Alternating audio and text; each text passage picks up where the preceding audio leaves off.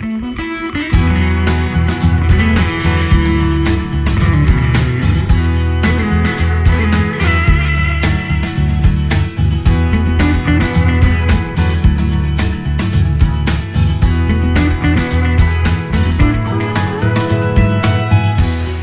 disclosure up front, I've never claimed to be adventurous, prefer to stay on paved roads versus going off the beaten path, and well, just don't like to get into the mud and muck and well, get things dirty. But this week, I may have tried to fake it. Hey, welcome to this edition of Road Warrior. I'm your host, Grant Roberson. Now behind me is a force to be reckoned with, the 2018 Ford F-150 Raptor Edition. It made me rethink, well, maybe I could just be a little bit adventurous and well, get just a little bit muddy.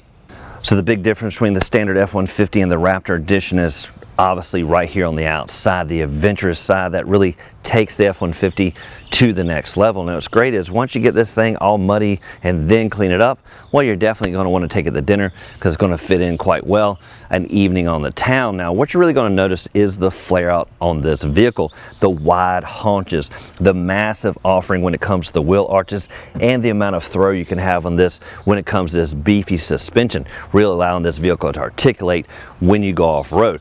Even better is the amount of steel in this vehicle. And there's no pretty chrome, there's no superficial fascia, but instead ruggedness. You can see it right here in this heavy offering when it comes to the step end as well as at the front and back end. For comparison's sake, how does this vehicle measure up? Well, it truly outnumbers most of the competition, with only the Toyota Tundra a little bit higher when it comes to ground clearance. Now, by the numbers, this vehicle measured in about 231 inches overall, fairly wide at about 7 feet and fairly tall at 6.5 feet. Now, what does that mean? Well, it feels quite great off-road, really handles any trail as long as, well, they're wide enough, and if it's not, well, it'll knock it out of the way.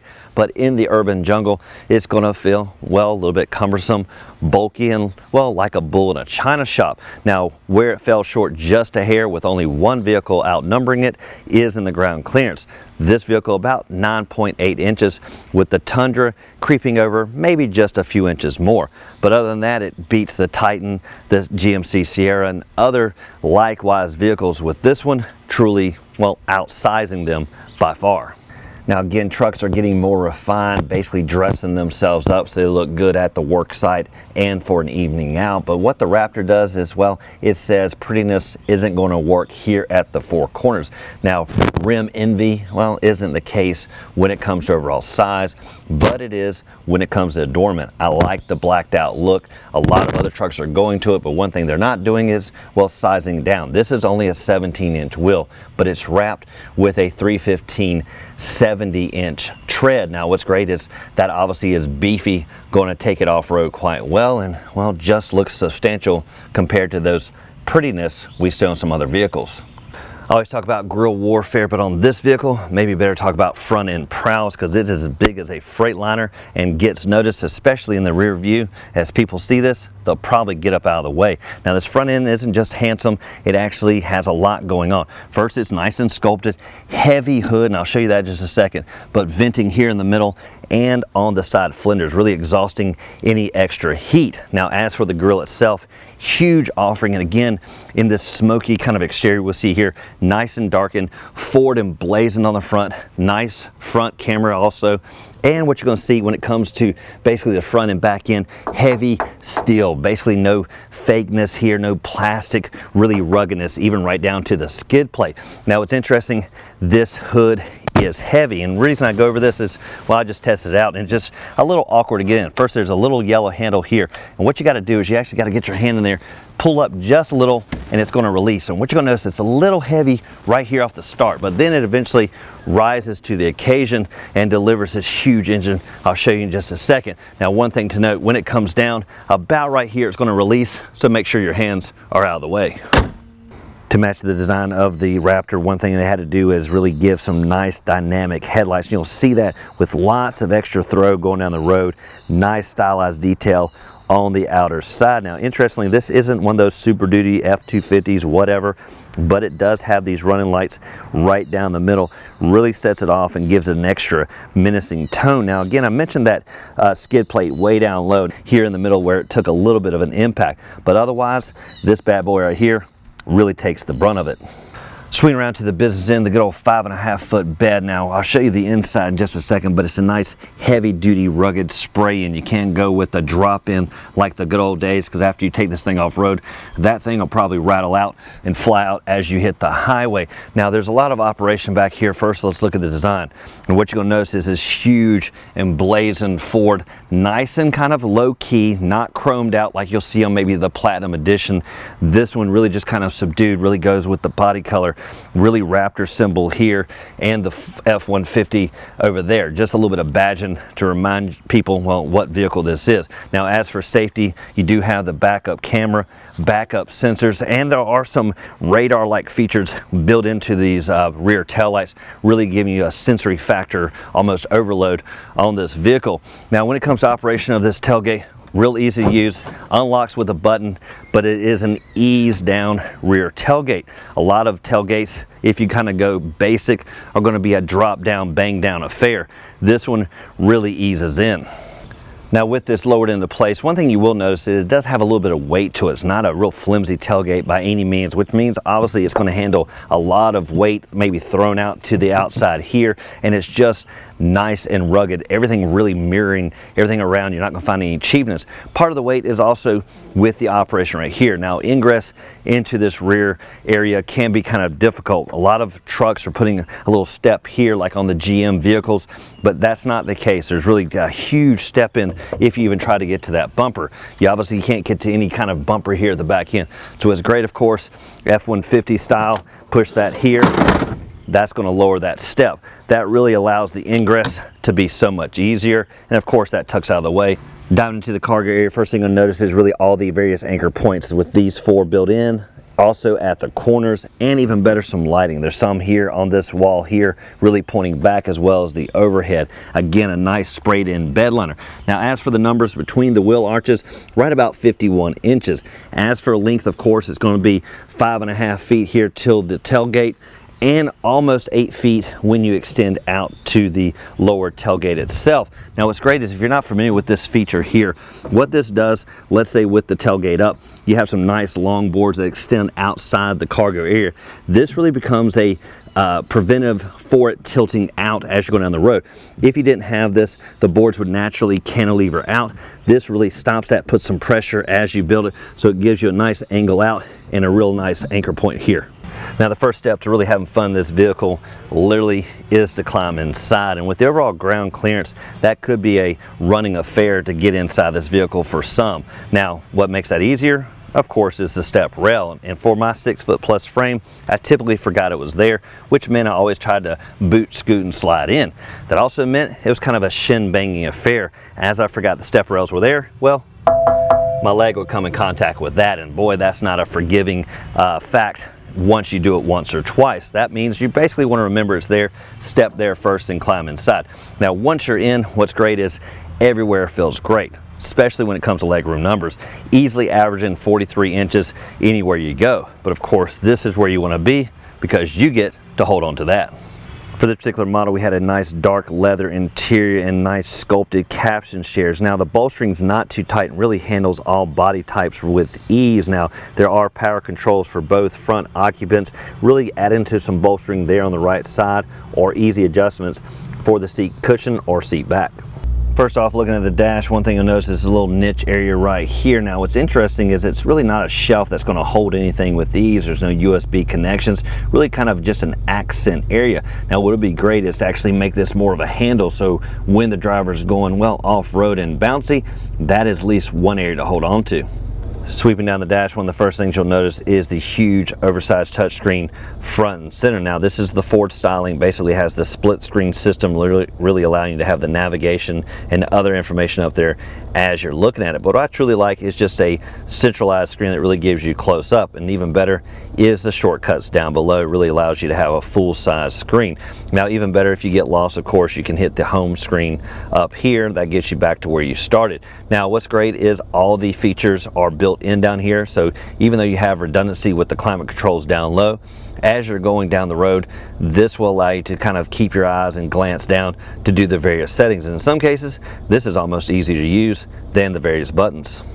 As you look down low for the climate controls, this is why you may want to use the touchscreen system, because, well, there's a lot going on here that, well, at a glance may be cumbersome, but it's real easy when you break it down. Now, first off is the temperature select, which is here on the left and right, dual zones up front. Now, the actual digital number does relate up to the screen. Now, right down the middle is, of course, the vent select, really set up the way the car is designed. Your feet at the bottom, middle vents here, and of course the defrost up top, and the various other functions. Now, what's really nice is the heating and cooling of the seats. You can cool down the seats in the summer, heat them up in the winter, and that is for both occupants. Now, one small feature I wish they would change is this right here, the fan speed. Now, naturally, I'm going to keep the temperature about where I like it, but I typically like to, well, maybe turn the fan speed up really high at first, then slow it down. This button, a little bit hard to find, especially with the gear shifter in the way. For the urban dwellers like me, one thing that's going to come in nice is the camera system. Now, it is a 360 view, really allowing you to look around the vehicle kind of in a bird's eye looking down. But this also comes into play off-road, because if you want to see if that obstacle is in the way, where can you see it best? With a camera right there front and center. Now, if you hit the button one more time, this gives you a front view a little bit closer up, so if that rock's in the way, whatever it may be, press it again. This almost gives you more of a 180, allowing you to look at those nooks and crannies and see what's truly in the way. To select your four-wheel drive system, right here in the middle, nice knob, and all your various selection modes here on the right. If you're looking for places to put things, well, look no further. There's trays, and more trays. First off, at the top of the dash, there's one there. Holds about any small phone or large phone, just the same right there. As you sweep down, way down low, there's a nice niche and connections with 2 USBs as well. Now, this is a little bit tighter for the bigger phones, but you can put them there maybe standing up. Now, right between the occupants, you're going to find dual cup holders, and I like these spring-loaded little grippers here. Really holds any size drink with ease, as well as a little shallow tray here, maybe for coins or even a phone resting on its side. There's tons of features that can aggravate anyone on any vehicle, one of them being the auto start, auto stop of the engine. Now, what's great is there is an on-off button here on the Raptor, and you'll tend to want to turn that off if it becomes aggravating. Even better is the lane departure system, because after all, this is a wide vehicle, so maybe keeping it in between the lines may be just a little bit harder. So what you can do here is turn it off, so, well, it just doesn't alert you. Blind spot awareness is a great feature, especially on this truck. Even though you do have big mirrors, there is an illuminator that lets you know when someone's in your blind spot. Now, for any vehicle, headlights will definitely illuminate straight forward, and there is a light, of course, for the cargo area. But one thing that helps is lighting on the side, and what's great is there's lights built into the mirrors with a left mirror and right mirror button. Basically, turning it on, it becomes like a spotlight to, well, direct and light your way. Fighting for elbow space for front occupants is basically not going to happen with a huge broad center console, nice and padded, gives you extra support. Now, once it's open, what you're going to see inside is a deep center console. Now, there is a shallow tray basically to put some items you're going to need all the time, because after all, it is quite cavernous down below. The Raptor is going to remind you of the days you used to play in the sandbox, so why not have some, well, extra auxiliary buttons to, well, add some extra toys. You can simply adapt them here and, well, turn them on when you need them. Now, in some cases, you might be having the back cargo area loaded with gear, and, well, the people need to tell you something at the last minute. Well, simply open the back window up with ease by pressing the power button and hearing what they have to say. Now, what you're going to notice in the back seat is really a nice, simple bench style seating with really differentiated spaces for 3 occupants and plenty of width for really 3 adults to swing across inside. Really right there in the middle being the most pronounced difference between this vehicle and some others, really with a huge offering when it comes to seating people. Now, what's even better is when you sweep down to the floor. After all, this is a rugged vehicle, and typically you're going to be in the mud and the muck, and that can translate to the softer side of things, specifically the carpet. Now, what's great is this comes with a nice rubberized huge mat that really goes from one side to the other, and even better, no center hump there like you'll find in, well, a typical vehicle. Now, in some cases when it's really raining, you can't put anything in the cargo area, but instead it's got to come on the inside. And, well, what's great is it's real easy to transition us from people to cargo. It's really just one easy flip of the bottom seat cushion, and really it reveals a huge cargo mat that allows any, well, storing of gear. Now, with the seating in place, you will notice that it is nice and locked in, so they won't unfold. So when you need to fold it down, there is a handle right here. Just simply pull on it and ease the seat bottom back into place. Backseat drivers aren't an afterthought, and especially when it comes to cooling down. You'll see these nice vents right where people need them. Not too low, but really centralized, really allowing some nice airflow to the back. Now for connectivity, you do have multiple power options and connectivity, especially with the household power outlet here, USB connections, and traditional 12 volt. Now it may seem odd to talk about, but this vehicle is light on its feet, and what I'm referring to is 0 to 60 numbers, and it all starts with the power plant under the hood. Now specifically, it comes with a 3.5 liter twin turbo EcoBoost V6 engine. All that said basically means it delivers quite a bit of oomph, and what I'm referring to is 450 horses and 510 foot-pounds of torque. That equates to about 0 to 60 in 5.1 seconds. The next closest truck really only coming in at about 5.7. Now as for transmission, it's coupled with a 10-speed automatic, and as for towing capacity, well, around about 8,000 pounds. Now that does for this edition of Road Warrior. We're going to test drive behind the wheel of the 2018 Ford F-150 Raptor edition that takes this novice, well, to the next level, well, at least in appearance. I never really took it off road, but I definitely know it can handle it, well, just because of the scrapes and dings you can't see, but under this vehicle, because after all, it has a lot of steel and very little cosmetics. This vehicle can definitely deliver, and you see that at the four corners, the massive offerings, the flare here and there, but don't forget it has some refinement built inside. Now, as always, I'd like to thank you for watching this edition of Road Warrior. Keep both hands on the wheel and eyes straight ahead.